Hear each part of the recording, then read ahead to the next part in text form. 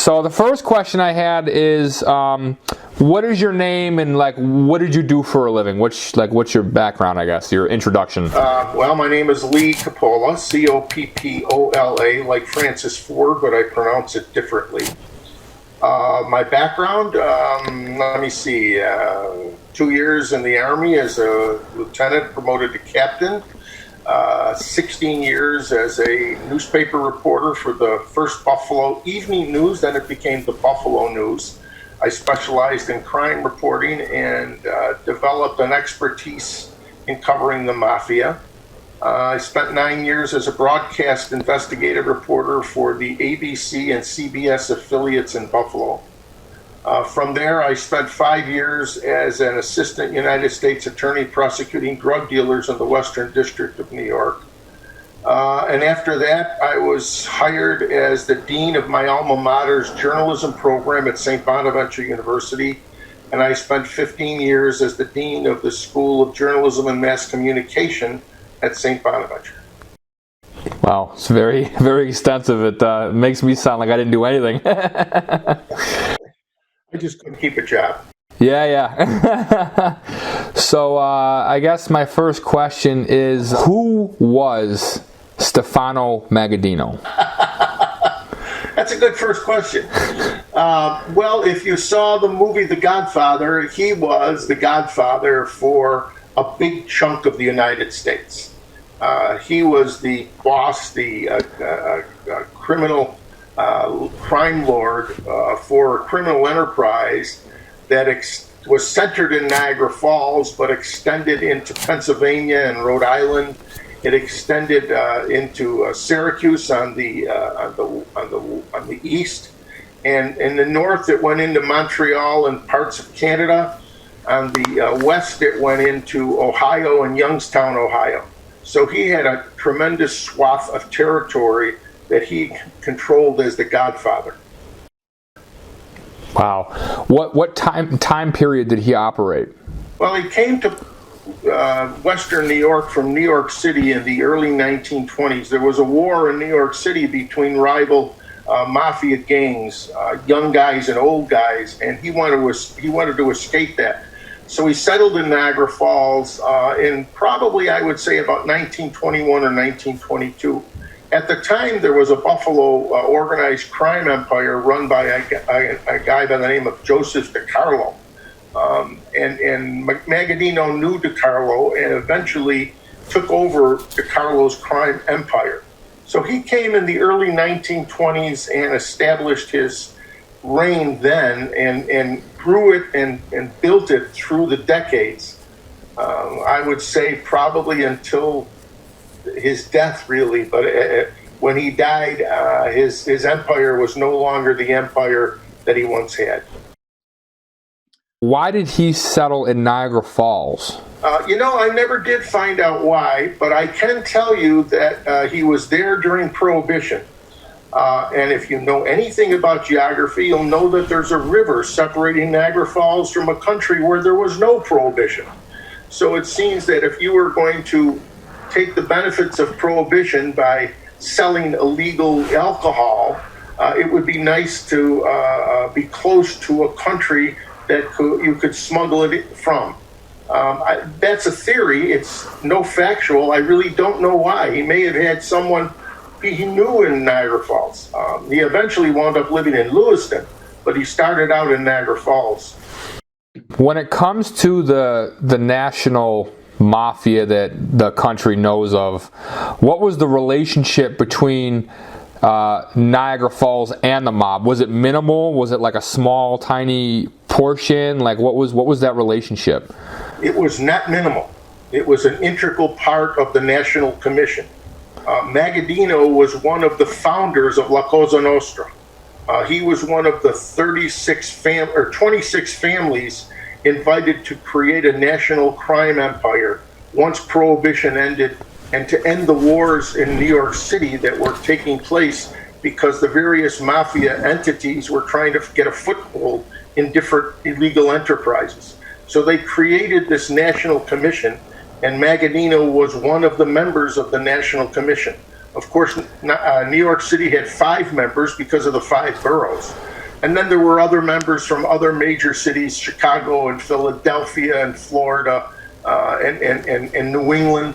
But Magaddino was one of the central figures. And in the 1950s, Magaddino became the head of the commission. He was the capo di tutto, the head of all heads of the commission.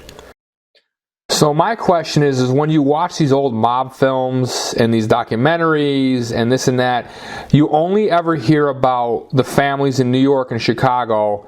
And if he was such a high-ranking member, you said he was the leader at one point. Why is it that you never hear about him and you never hear about Niagara Falls? Well, I think you're wrong when you say you never hear about Niagara Falls. I mean, Niagara Falls and Western New York and his empire has been mentioned many times in both books and movies, but you seldom hear about Stefano Magaddino because he wasn't like the crime bosses of New York City. He wasn't a public figure. He didn't go out. He didn't go out partying. He didn't go out cabareting. Very few people, even within the Buffalo and Western New York area, knew he was the Godfather because he sent his brother Antonino out with all his messages. Antonino was the guy who was the party goer, the lavish spender, and everybody thought he was the head of the family when his brother Stefano was really the head of the family.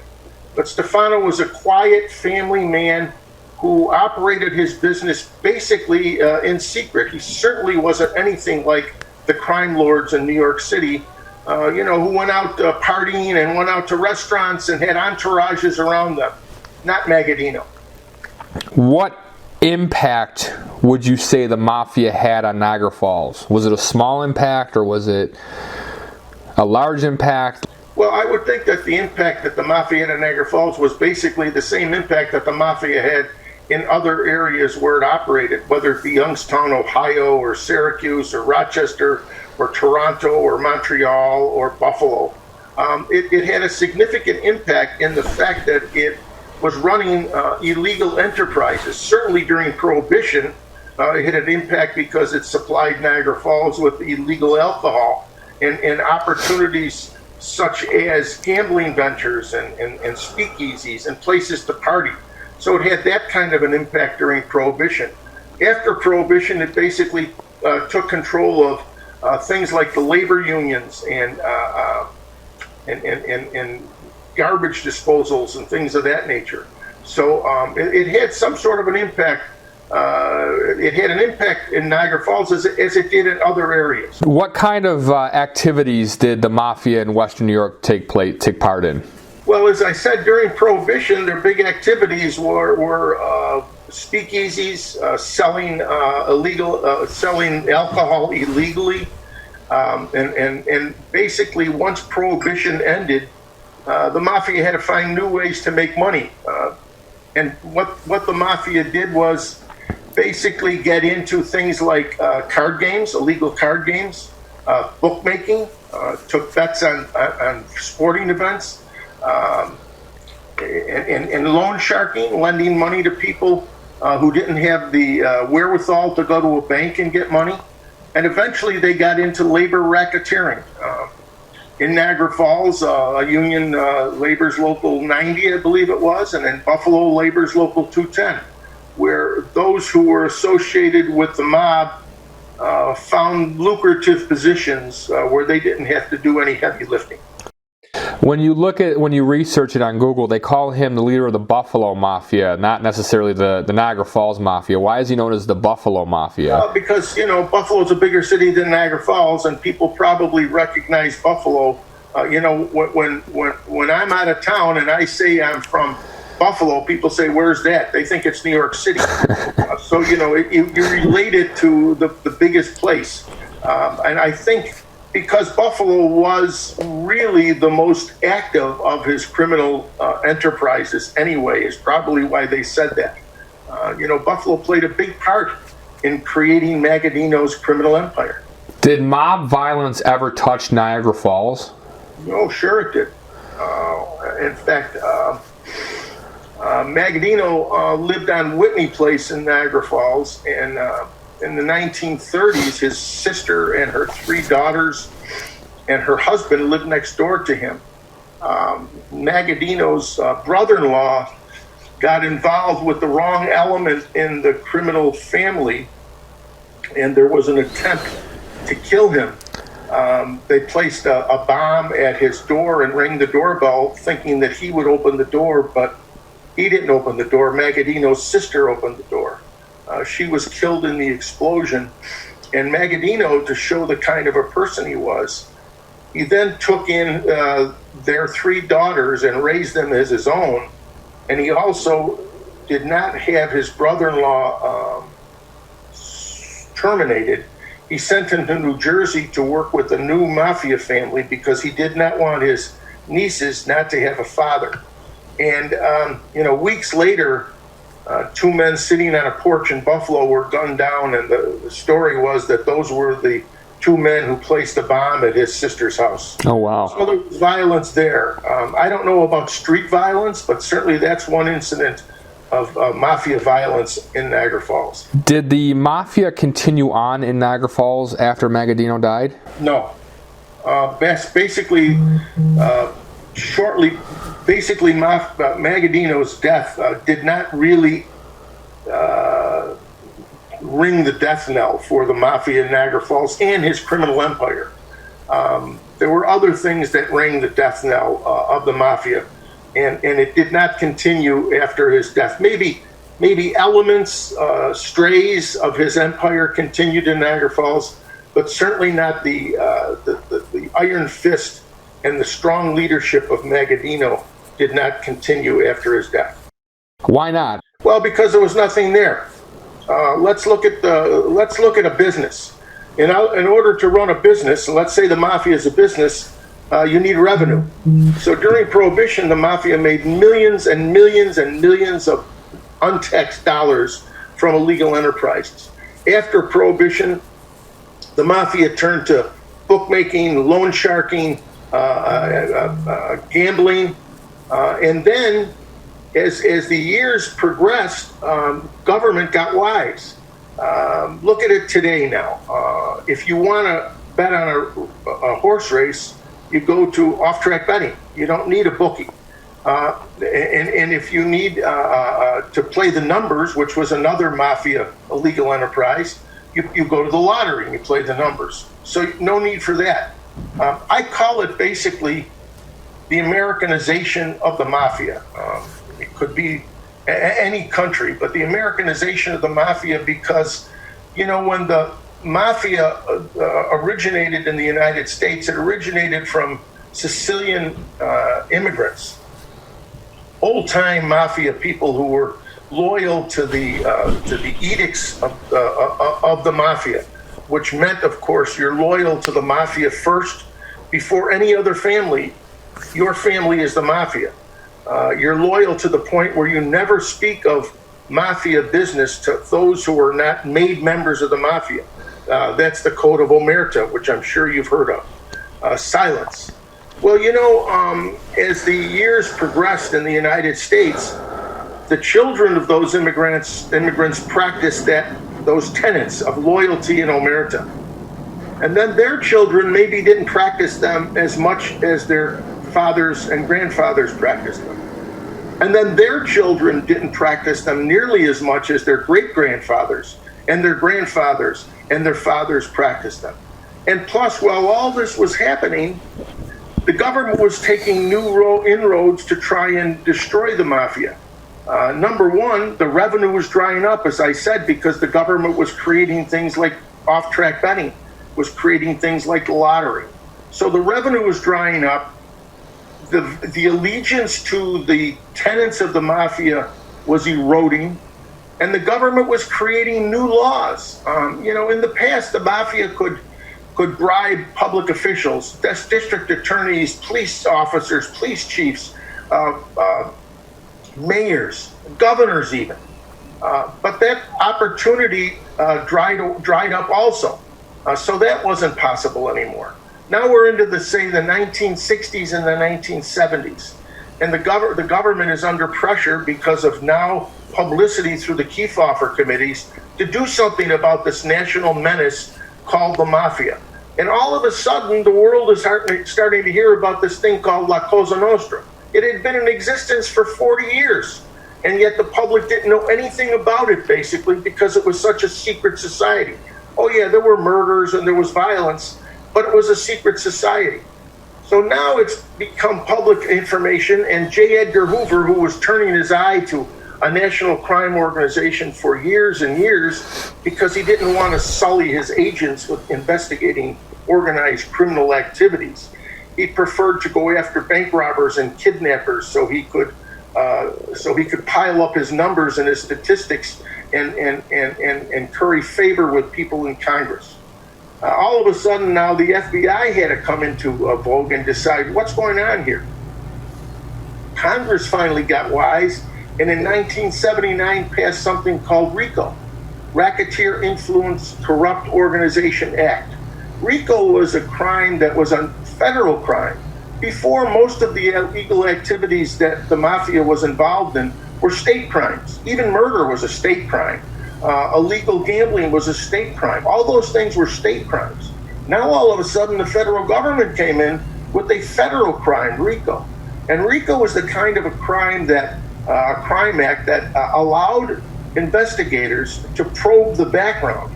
If they could prove two criminal activities involving a criminal enterprise within 10 years, then they could go into that criminal enterprise's background ad infinitum, all the way back. So someone who committed murder, say in 1940, and was part of the Rico investigation, could be accused of that murder in 1975 because Rico allowed them to search back into the history of the criminal activities of that criminal enterprise. So Rico was a big factor in eliminating, basically putting the final nail in the coffin of the Mafia as we know it, certainly in Western New York. Now it still exists in New York City. There are still crime families in New York City. They're not nearly as powerful or as strong as they used to be. And what we knew during the Magaddino era in Western New York and his empire is just about gone. I mean, there are a few hangers-on who think they're Mafia wannabes, but there's nothing like the organized strength of the Magaddino criminal empire. Was Niagara Falls a dangerous place when he was running things? No, actually, it wasn't a dangerous place because he was the godfather. He took care of things. If you went into the Como restaurant and he and his boys were having dinner at the Como restaurant, people said hello to him. I mean, he was the nice old man. So things weren't dangerous in Niagara Falls because Magaddino, his empire was centered in Niagara Falls. In fact, if anything, things were probably safer in Niagara Falls than they were in places like some of the boroughs of New York City. Did the Mafia in Western New York ever get involved in any kind of drugs? That's a big, yes. The Mafia in Western New York did get involved in drugs. There was a big debate among the old-timers and the new up-and-comers about getting involved in drugs.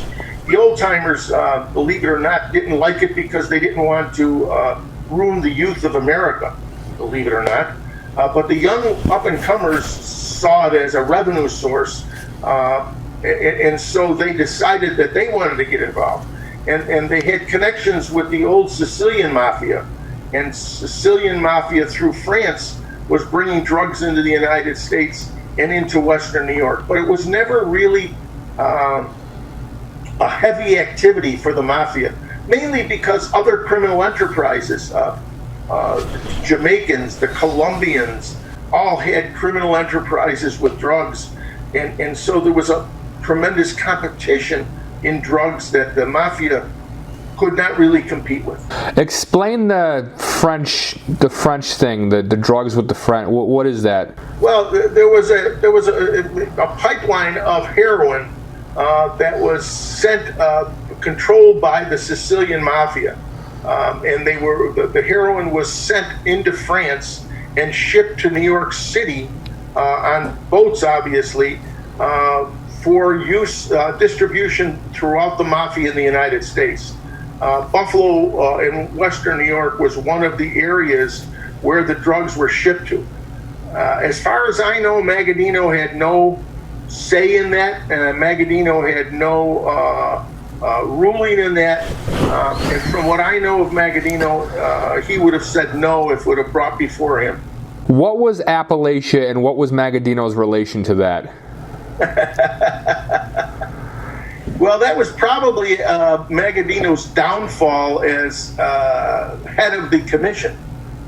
They wanted to have a meeting of all the mafia dons, and some of the members wanted to have it in their territory, Chicago, for instance, or New York, for instance.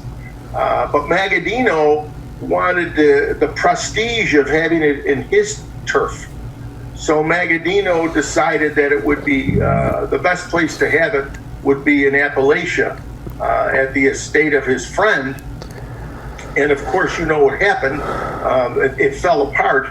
And those members of the commission blamed Magaddino for having the, I guess you would call it the ego of wanting to have it in his territory, because they said that if it had been where they wanted it, this would have never happened.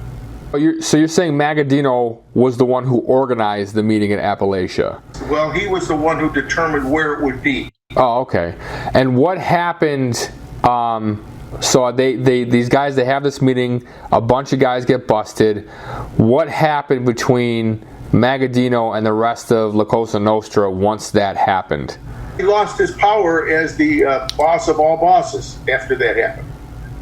And it was basically at that period, the mafia was at the crossroads. What are we going to do here? What's going on? And it was a downtrend anyway, but he lost his power as the boss of all bosses because they blamed him for Appalachia. For this next question, I have to put a disclaimer. I asked about the relationship between the police and the mafia. I need to be very clear. The modern-day Niagara Falls, New York Police Department has absolutely nothing to do with the police department of the 30s, the 40s, and the 50s, okay? This commentary has nothing to do with the modern-day cops. This is about the Magaddino era, what his peak of power was. I asked because I wanted to know the relationship, if just basically to show how powerful he was at the time period. What was the relationship like back then, like between the police and the mafia, like in Western New York? Was it negative? Like, were they always fighting? What was like the dynamic like between them? What, are you talking about during Prohibition and the years after Prohibition? I guess during like the height of his empire in Niagara Falls or Western New York. Well, at the height of his empire, basically, many people, both in law enforcement and in prosecution, were in his back pocket. Oh wow! We're paid off, so things got overlooked and things got done that shouldn't have been done in a proper legal way.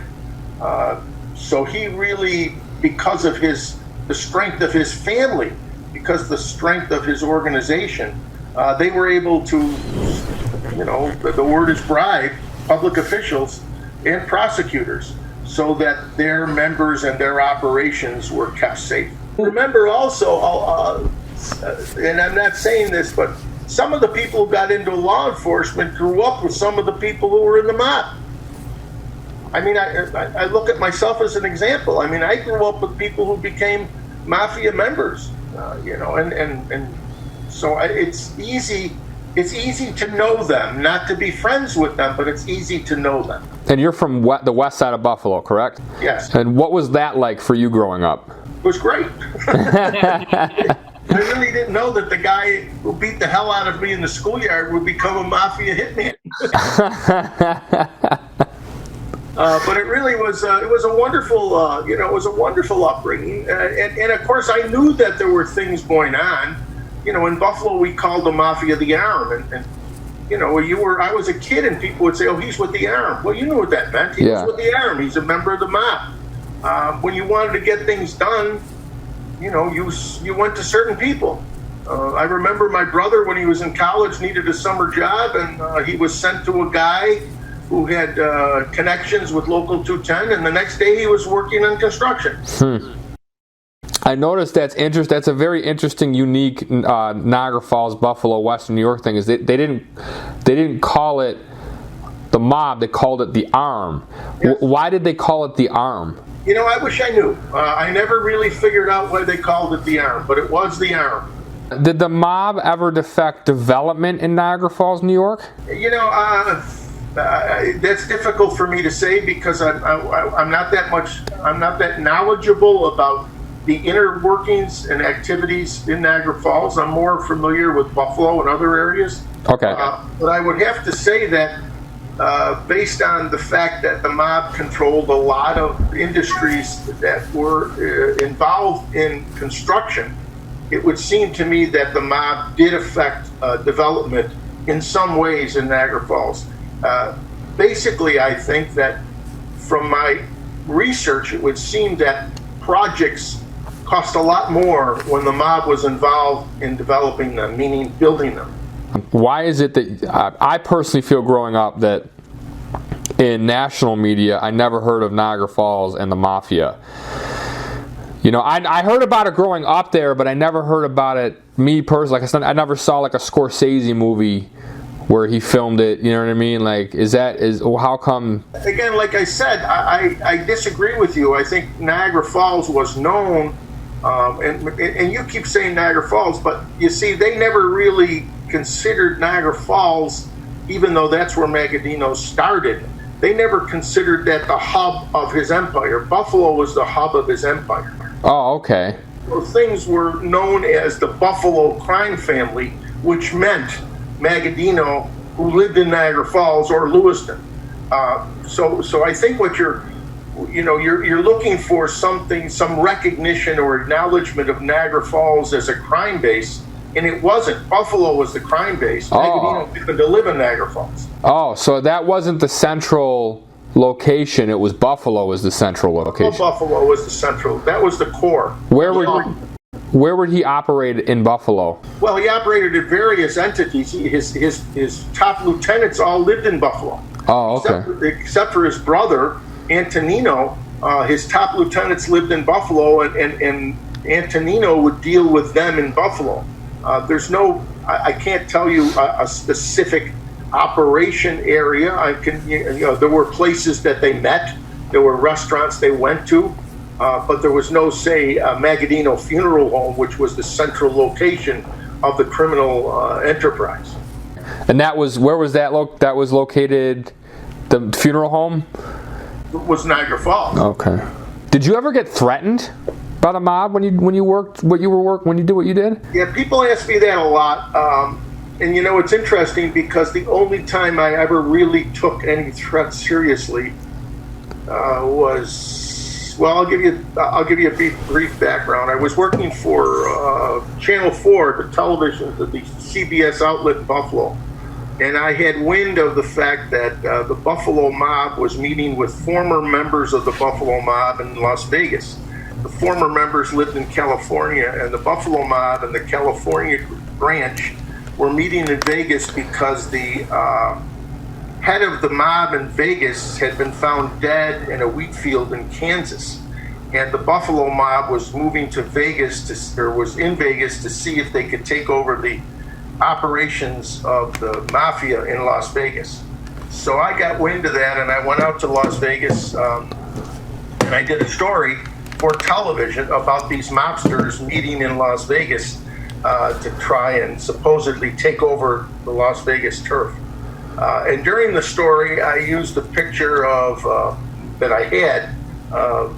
The head of the FBI in Las Vegas, it turned out, used to be the assistant head of the FBI in Buffalo, and I got to know him fairly well, and he trusted me. So when I went out there, he opened up his file and showed me the surveillance pictures they had taken of these Buffalo and California mobsters in Las Vegas. So I did the story for television, and one of the persons that I photographed was a guy who I had written about and done stories about for years. Talking about the West Side. He was my age. He grew up with me, not that he was a friend of mine. At one time, he lived next door to me. His son and my son played together. but he was the son of the supposed godfather of Buffalo. And I did this story, and I showed his picture. And he had just moved from a location in Buffalo to a location in a suburb. And his then 9 or 10-year-old daughter had been invited to a slumber party from one of the neighbor girls. And my story appeared on like a Wednesday, and the slumber party was on a Friday. And the young daughter of this guy was called by her neighbor friend and told she was no longer invited to the slumber party. Well, this was very distraught to her. She cried and cried. And from what I was told by my sources, her father convened his crew and determined that I had to be taken care of, and assigned that job to one of the well-known hitmen in Buffalo. And I was told about it by a source of mine who was made aware of it, and that kind of scared me. Yeah, I would be scared too. But think about it, the only time I ever really felt threatened was not because I was writing about the father, but because the daughter was hurt. Because the daughter felt bad. Yeah. Not because the father felt bad. Yeah. The daughter felt bad. Yeah. And he was protecting, so to speak, his daughter, but I'm still here. Well, there we go. The guy who was assigned to kill me is dead. 2 more questions. These are from Denise, who wanted to be here, and she's so upset that she can't be here. Who is Denise? Denise is a good friend of mine. She was helping me do reporting back home when I was doing my freelance thing. She said, what would you like to be remembered for? Well, that's a wide-ranging question. Yeah, it's totally off subject. I'd like to be remembered as a loving a husband, father, and grandfather. Awesome. And she also said, what is the legacy of the Coppola name? Well, ask Francis Ford. I don't know. There's various legacies of the Coppola name. If it's this Coppola you're talking about, I don't know. I guess the legacy would be he always tried to do it the right way. Mr. Coppola, I thank you for the interview. I appreciate it. You are an amazing treasure trove of knowledge and history, and I'm so sorry that I had to do this way, but you have no idea how thankful I am for this information. Maybe when all this stuff ends and you get to Buffalo, we can get together for a cup of coffee. I would love to do that. Has anybody ever told you look a little like William Shatner? Yes, I was going through. I'm like, he looks like William Shatner. My wife and I were at dinner years ago in a restaurant, and the woman sitting at a table next to us, she tapped me on the shoulder. You know, you really look like William Shatner. You do, sir. That's a good thing. That's a compliment. So, all right, thank you. Give rest of your project. I will, sir. I will. Thank you so much. Say hello to Denise. I will. Thank you very much, sir. Okay. All right. Bye-bye. Bye.